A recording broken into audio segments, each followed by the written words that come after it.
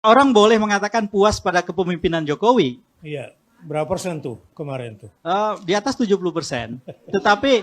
Tapi di luar itu ada pertanyaan-pertanyaan seperti yang saya sampaikan di beberapa podcast kan. Iya. Ketika ditanyakan soal keadaan-keadaan itu, Iya. terbukti bahwa keadaan tidak baik gitu. Iya. Jadi saya mau mengulang apa yang saya sampaikan di podcast, beberapa podcast bahwa rupanya. Ini termasuk yang dibantah sama Mr. Q nih. Oh, Iya. Pak Kodari ya. Iya.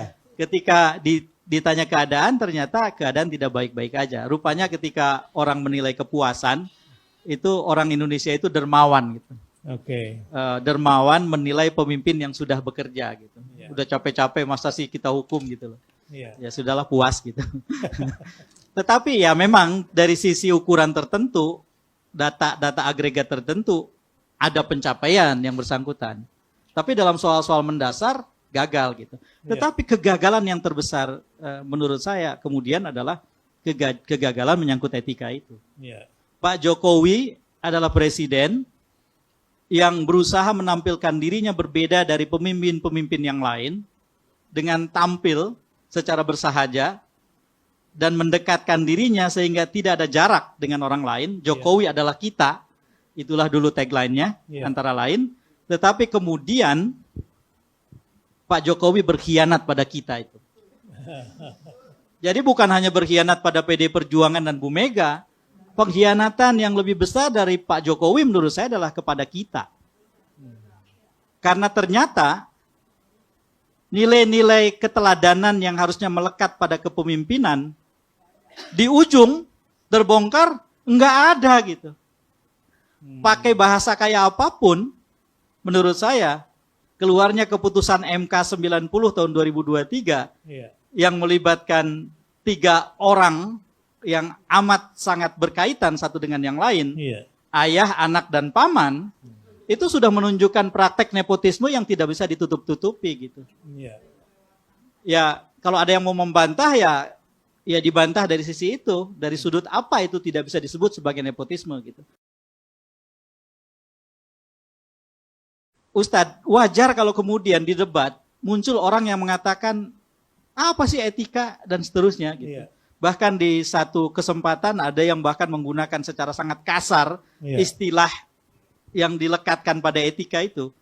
Ya karena itu di panggung yang sangat besar, yang terbesar, pemimpin yang tertinggi di Republik ini mempertontonkan bahwa keteladanan itu tidak penting sebagai nilai kepemimpinan. Menurut saya ini tidak bisa saya terima. Sebagai warga negara saya menolak itu. Karena itu saya berbicara tegas seperti ini tanpa menyembunyikan subjek dan objek. Karena menurut saya buat apa lagi menyembunyikan. Yang sedang saya tentang itu Presiden Jokowi. Atas dasar apa saya tentang? Konstitusi kita, Undang-Undang Dasar 45 yang menjamin hak saya. Yang di situ ditegaskan juga kewajiban-kewajiban presiden.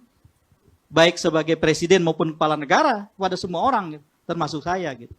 Jadi menurut saya tradisi semacam ini harus kita kembangkan kepada siapapun. Kalau kemudian besok misalnya yang terpilih jadi presiden bukan Pak Prabowo, sepertinya memang bukan Pak Prabowo yang jadi presiden. Sepertinya, ini sepertinya ya. Kita tidak ada yang bisa mendahului takdir nih. Sepertinya bukan Pak Prabowo. Katakanlah yang jadi presiden bukan Pak Prabowo. Prinsip yang sama harus tetap kita tegakkan ke yang bersangkutan. Ini bukan soal orang. Ini soal nilai yang harus kita jaga, kita rawat, kita perjuangkan. Ketika yang melanggar nilai itu si A adalah orang yang harus kita lawan. Ketika kemudian si B yang melanjutkan, memulai kepemimpinan dengan baik, tapi melakukan pelanggaran yang sama, kita tidak boleh kompromi. Kita harus melakukan perlawanan yang setara. Apalagi kalau itu teman kita. Itu kewajiban melawannya lebih-lebih itu. Jadi bahasanya udah enak kalau sama teman kan. Gimana sih lu? Udah jadi presiden lu. Gue yang milih lo. Gua milih. Gitu loh. Geblek lu gitu. Nah itu bisa begitu sama teman gitu. Saya nggak bisa begitu sama Pak Jokowi. Karena Pak Jokowi menganggap saya bukan temennya.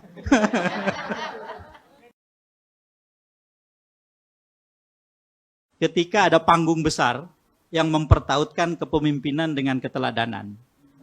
Karena pada saat itulah kemudian orang membuat ukuran yang patut tidak patut, yang elok tidak elok itu apa. Ketika yang dipertontonkan sebaliknya, etika rusak. Dan tidak ada orang yang merasa bersalah melanggar etika. Dikarenakan etika sekali lagi tidak dilengkapi dengan perlengkapan sanksi. Tidak diatur secara tertulis seperti kita mengatur hukum.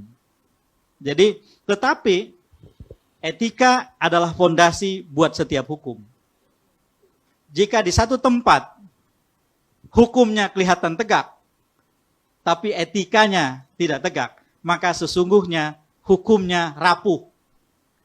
Tetapi jika di satu tempat hukumnya masih kita pertanyakan, tetapi etika berkembang begitu rupa, semua orang sangat menjaga kepatutan, apa yang baik dan tidak baik dikerjakan oleh setiap orang, maka saya percaya bahwa di tempat itu sedang akan ada upaya perbaikan hukum.